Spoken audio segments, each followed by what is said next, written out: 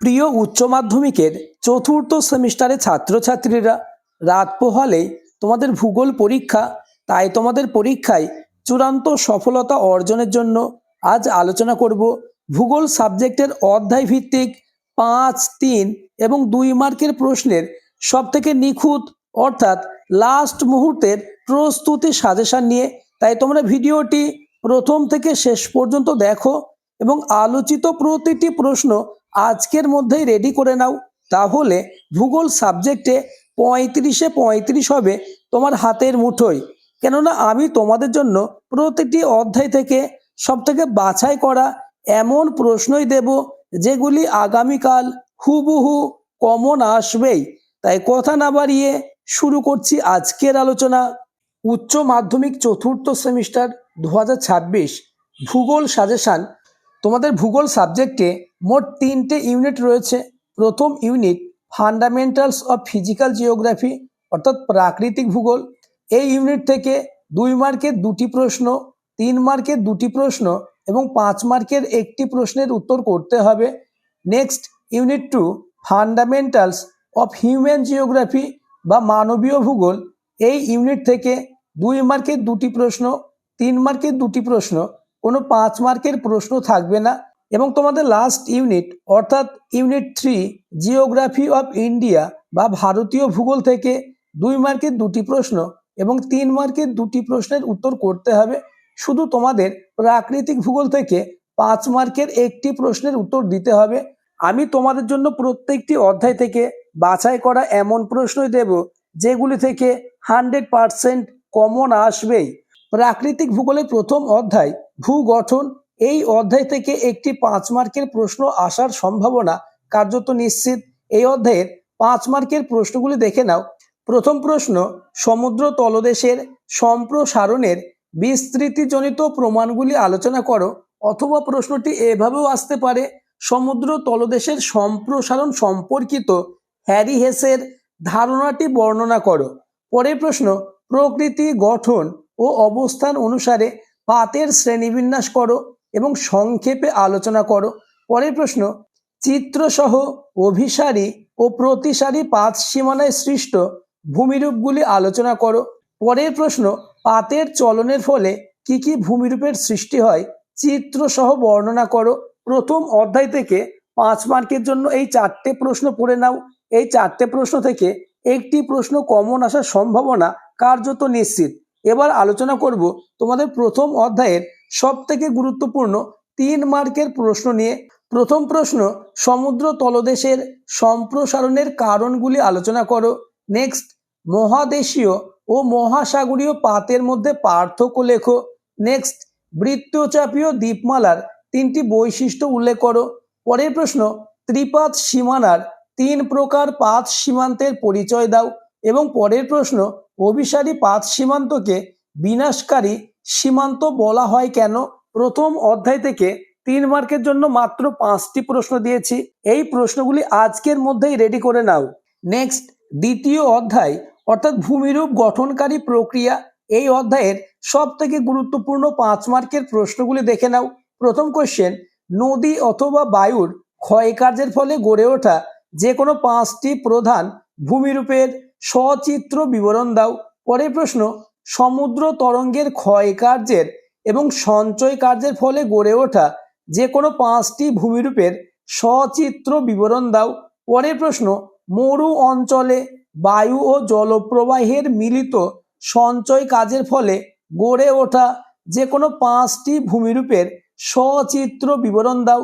এবং এই অধ্যায়ের 5 মার্কের লাস্ট কোশ্চেন, হিমবাহ ও জলধারা মিলিত সঞ্চয় কাজে গড়ে ওঠা যে কোনো 5টি ভূমিরূপের সচিত্র বিবরণ দাও।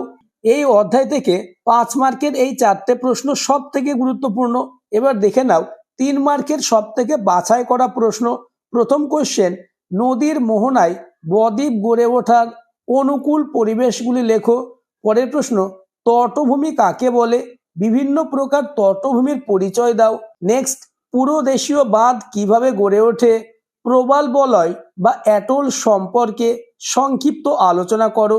নেক্সট, মরুভূমি অঞ্চলে বায়ুর কাজ প্রাধান্য পায় কারণ ব্যাখ্যা করো। দ্বিতীয় অধ্যায়ের লাস্ট প্রশ্ন, পার্থক্য লেখো। অনুপ্রস্থ তরঙ্গ ও অনুদৈর্ঘ্য তরঙ্গ, গঠনকারী তরঙ্গ ও বিনাশকারী তরঙ্গ এবং শিব বালিয়ারি ও বারখান, এই পার্থক্যগুলি সব থেকে গুরুত্বপূর্ণ। আমি তোমাদের জন্য সব থেকে বাছাই করা এমন প্রশ্নই দিয়েছি, তাই প্রতিটি প্রশ্ন আজকের মধ্যে রেডি করে নাও। তাহলে ভূগোল সাবজেক্টে 35-এ 35 হবে তোমার হাতের মুঠোয়। নেক্সট, তৃতীয় অধ্যায় অর্থাৎ ক্ষয়চক্র, এই অধ্যায় থেকে 5 মার্কের একটি প্রশ্ন আসার সম্ভাবনা কার্যত নিশ্চিত। আমি তোমাদের জন্য একটি প্রশ্ন দেব, যে প্রশ্নটি আগামীকাল 100% আসবেই।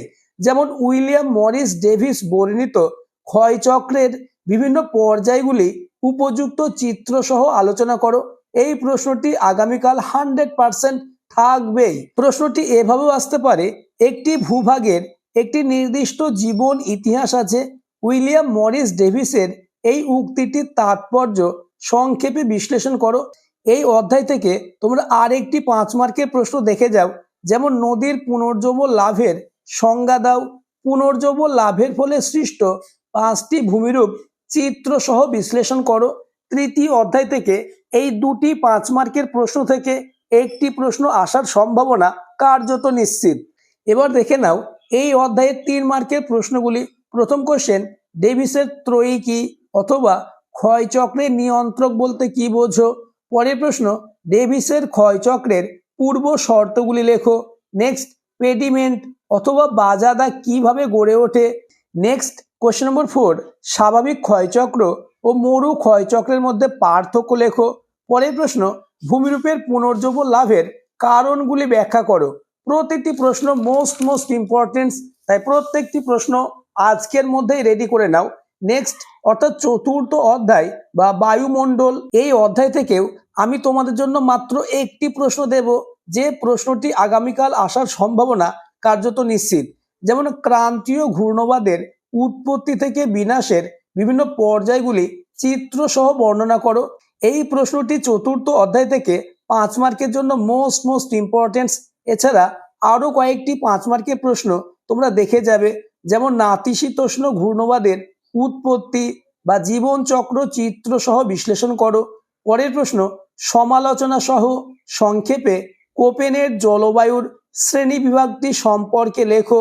পরের প্রশ্ন, জলবায়ু পরিবর্তনের 3টি প্রধান কারণ যুক্তি সহ ব্যাখ্যা করো। নেক্সট, ওজোন স্তর বিনাশের প্রভাবগুলি লেখো। এছাড়া আরো একটি কোশ্চেন তোমরা দেখে যাবে, যেমন গ্রিন হাউস প্রভাব বলতে কি বোঝো? বিশ্ব উষ্ণায়নের ফলাফলগুলি আলোচনা করো। এবার দেখে নাও চতুর্থ অধ্যায়ের 3 মার্কের প্রশ্নগুলি। আমি তোমাদের জন্য এই অধ্যায় থেকে মাত্র 3টে 3 মার্কের প্রশ্ন দিয়েছি। প্রশ্নগুলি তোমরা দেখে নাও। আর যারা এখনো আমার চ্যানেলটিকে সাবস্ক্রাইব করোনি, তারা এক্ষুনি চ্যানেলটিকে সাবস্ক্রাইব করে দাও এবং ভিডিওটি তোমার বন্ধুদের মধ্যে শেয়ার করে দাও।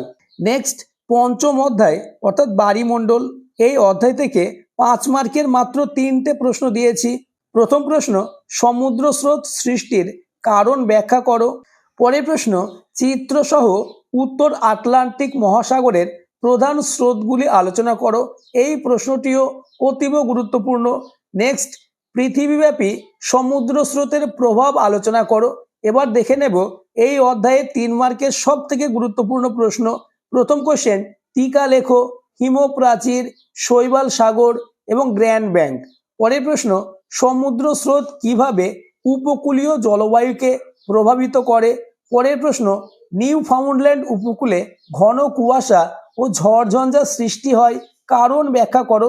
এই প্রশ্নগুলি তোমাদের পড়তেই হবে। এই অধ্যায় থেকে সব থেকে বাছাই করা মাত্র কয়েকটি করে প্রশ্ন দিয়েছি, তাই কোনো প্রশ্ন তোমরা বাদ দিও না। নেক্সট, অর্থাৎ তোমাদের প্রাকৃতিক ভূগোলের লাস্ট অধ্যায় জীব বৈচিত্র্য, এই অধ্যায়ের 5 মার্কের প্রশ্নগুলি দেখে নাও। প্রথম কোশ্চেন, জীব বৈচিত্র্য বিনাশের বা অবলুপ্তির কারণ আলোচনা করো। নেক্সট, সংক্ষেপে জীব বৈচিত্র্যের গুরুত্ব লেখো। নেক্সট, কোশ্চেন নম্বর 3, জীব বৈচিত্র্যের প্রজাতিগত ও জিনগত বৈচিত্র্য সম্বন্ধে আলোচনা করো। পরের প্রশ্ন খুবই গুরুত্বপূর্ণ, ইনসিটু ও এক্সিটু সংরক্ষণ বলতে কি বোঝো? এদের মধ্যে পার্থক্য আলোচনা করো। এই অধ্যায় থেকে আমি তোমাদের জন্য 3 মার্কের মাত্র 4টে প্রশ্ন দিয়েছি। প্রশ্নগুলি তোমরা দেখে নাও। প্রতিটি প্রশ্ন most importance. Next unit 2 fundamentals of human geography বা মানবীয় ভূগোল। মানবীয় ভূগোলের প্রথম অধ্যায় জনসংখ্যা ভূগোল। এই অধ্যায়ের সব থেকে গুরুত্বপূর্ণ 3 মার্কের প্রশ্নগুলি দেখে নাও। প্রথম কোশ্চেন, বিশ্বব্যাপী অন্তর্দেশীয় জনসংখ্যা বন্টনে পরিব্রাজনের প্রভাব লেখো। এই প্রশ্নটি আসার সম্ভাবনা কার্যত নিশ্চিত। নেক্সট, ম্যালথাসের জনসংখ্যা তত্ত্বের মূল বক্তব্য কি? পরের প্রশ্ন, জনাকীর্ণতা ও জনস্বল্পতার মধ্যে পার্থক্য লেখো। পরের প্রশ্ন খুবই গুরুত্বপূর্ণ, ওয়ারেন থমসনের জনবিবর্তন মডেল চিত্রসহ বর্ণনা করো। নেক্সট কোশ্চেন, পরিব্রাজনের নিয়ন্ত্রক সমূহ আলোচনা করো। কাম্য জনসংখ্যা কাকে বলে? পরের প্রশ্ন, জনাকীর্ণতা কাকে বলে? এর বৈশিষ্ট্যগুলি আলোচনা করো। নেক্সট, ভারতকে জনাকীর্ণতার দেশ বলা হয় কেন? নেক্সট এবং এই অধ্যায়ে লাস্ট প্রশ্ন, উন্নত দেশগুলির বয়সলিঙ্গ পিরামিডের বৈশিষ্ট্যগুলি আলোচনা করো। এই অধ্যায় থেকে মাত্র 8টি প্রশ্ন দিয়েছি, এই প্রশ্নগুলি তোমাদের পড়তেই হবে। নেক্সট, দ্বিতীয় অধ্যায় অর্থাৎ মানব উন্নয়ন। এই অধ্যায়ের সব থেকে বাছাই করা 3 মার্কের প্রশ্নগুলি দেখে নাও। প্রথম কোশ্চেন, মানব উন্নয়ন বলতে কি বোঝো? এর বৈশিষ্ট্যগুলি লেখো। পরের প্রশ্ন, মানব উন্নয়ন সূচক নির্ধারণে ব্যবহৃত 3টি উপাদান কি কি? নেক্সট কোশ্চেন নম্বর 3, এই প্রশ্নটি আগামীকাল 100% আসবেই। অমর্ত্য সেনের সক্ষমতা তত্ত্বের মূল ধারণা ব্যাখ্যা করো। এই তত্ত্বের গুরুত্ব আলোচনা করো। নেক্সট কোশ্চেন, মানব উন্নয়ন ও অর্থনৈতিক উন্নয়নের মধ্যে পার্থক্য লেখো। পরবর্তী প্রশ্নগুলি তোমরা দেখে নাও, প্রতিটি প্রশ্ন মোস্ট ইম্পর্টেন্স, তাই আজকের মধ্যেই প্রতিটি প্রশ্নের উত্তর তোমরা রেডি করে নাও। নেক্সট, তৃতীয় অধ্যায় অর্থাৎ ভারতের শিল্প। এই অধ্যায় থেকে আমি তোমাদের জন্য এমন প্রশ্ন দিয়েছি যে প্রশ্নগুলি থেকে আগামীকাল 100% কমন আসবেই, তাই প্রতিটি প্রশ্নের উত্তর আজকের রাতের মধ্যেই রেডি করে নাও। তাহলে ভূগোল সাবজেক্ট নিয়ে তোমাদের আর কোনো দুশ্চিন্তা থাকবে না। নেক্সট এবং তোমাদের last unit geography of India অর্থাৎ ভারতীয় ভূগোল। ভারতীয় ভূগোলের প্রথম অধ্যায় ভারতের জনবসতি ও উন্নয়ন। এই অধ্যায়ের সব থেকে বাছাই করা এবং গুরুত্বপূর্ণ 3 মার্কের প্রশ্নগুলি তোমরা দেখে নাও। তোমরা ভিডিওটি পজ করে প্রতিটি প্রশ্ন বইয়ে দাগিয়ে প্রত্যেকটি প্রশ্নের উত্তর মুখস্থ করে নাও। নেক্সট এবং লাস্ট অধ্যায়, এই অধ্যায় থেকেও আমি তোমাদের জন্য এমন প্রশ্ন দিয়েছি যে প্রশ্নগুলি আগামীকাল 100% কমন পাবেই। তাই ভূগোল সাবজেক্টে 35-এ 35 পেতে চাইলে প্রতিটি প্রশ্ন আজকের মধ্যেই রেডি করে নাও। যে প্রশ্নগুলির পাশে স্টার মার্ক দেওয়া রয়েছে সেই প্রশ্নগুলি অতীব গুরুত্বপূর্ণ। আমি তোমাদের পরীক্ষায় চূড়ান্ত সফলতা অর্জনের জন্যই সব থেকে বাছাই করা অর্থাৎ বেস্ট সাজেশন নিয়ে আলোচনা করেছি। তাই প্রতিটি প্রশ্ন আজকের মধ্যেই রেডি করে নাও। আর যারা এখনো আমার চ্যানেলটিকে সাবস্ক্রাইব করোনি, এক্ষুনি চ্যানেলটিকে সাবস্ক্রাইব করে দাও এবং ভিডিওটি তোমার বন্ধুদের মধ্যে শেয়ার করে দাও।